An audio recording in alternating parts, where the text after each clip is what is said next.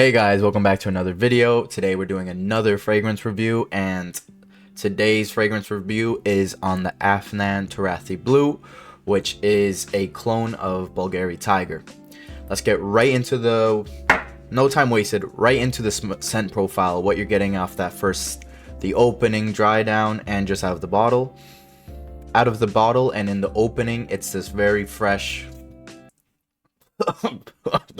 it's this very fresh, watery, spicy, fruity scent, which then, this is the more interesting part, dries down into this more musky grapefruit and a bit of amber.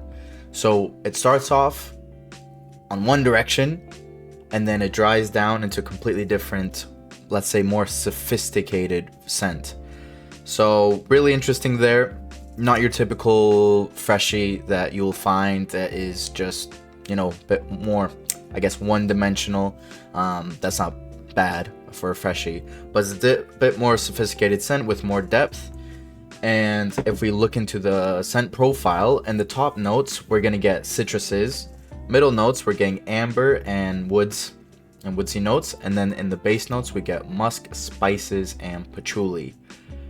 That right there is almost a perfect explanation or graphic representation of the dry down. The dry down, once you smell the dry down, you get exactly this.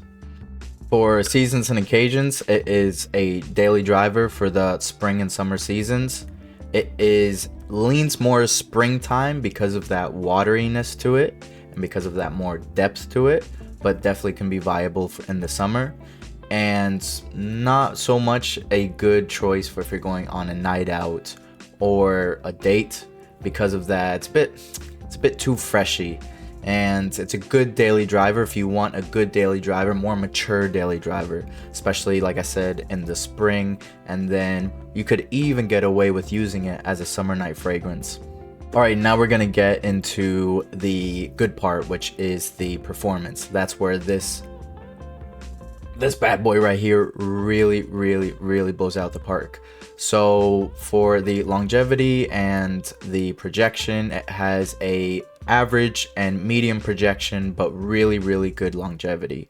It is, for this price point, for it being a freshie and for it being a dupe, it's really good longevity.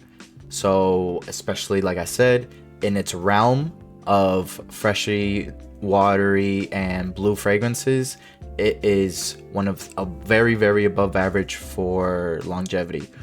Now for projection, it is average for projection, and that I think comes from the more muskiness, the more depth of the scent profile.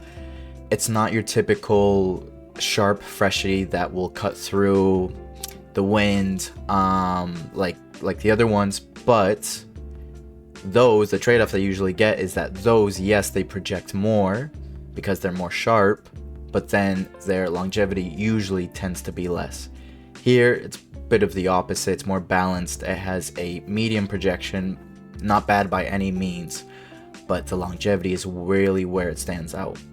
For its price point, you can pick this up for about $30 US, and compare that in itself is good, but compare it to the original's price, retail price, which is about $345 to $483 depending on the size you get. I mean, it's really night and day in that aspect. So really good price point. Alright, let's get into final thoughts, summary, and see if I recommend this. Right off the top, highly recommend this. If you're really into that musky, freshy, musky, fruity, fresh scent, it is one of the best out there, especially for this price point. And also, considering this price point, it makes the original redundant. I don't think I've seen anyone really using the original. Obviously, people with more money and whatever, but in the normal fragrance realm and within the peasants, this makes that original completely redundant, especially with that price tag and the performance and quality that this has. I would say it's blind buy safe, not because of its scent profile, but because of its quality, because of its price, and also, like I said, the inability to just go to your local perfume shop and test the original to see if you like the DNA, because the original is so niche and rare. Also, on that note, I personally, even though I'm talking all these great things about it, I personally wouldn't reach for it, in the sense of, as if you guys have been following the channel, you guys know for my freshies and for my daily drivers, I like them to be a bit more freshy and punchy, especially if it's a daily driver who doesn't like longevity, but I'm worried less on the longevity and more on the projection. Also, I'm not a huge fan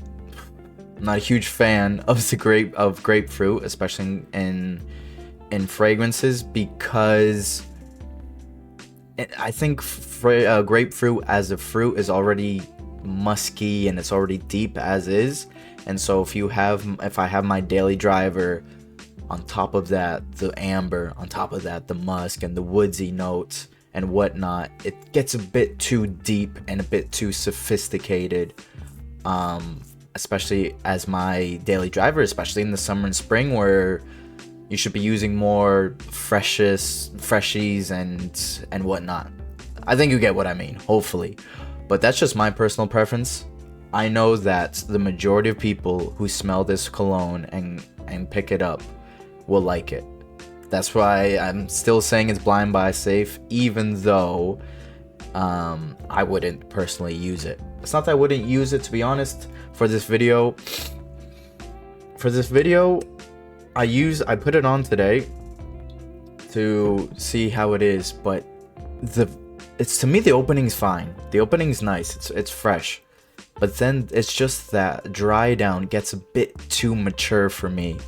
It gets a bit too,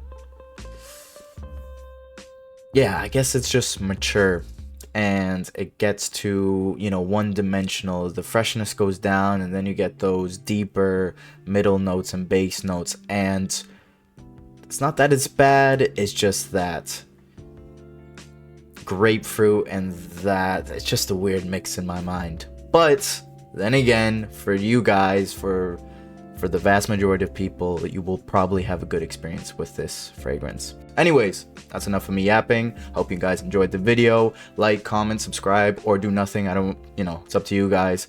And I'll see you in the next one. Peace.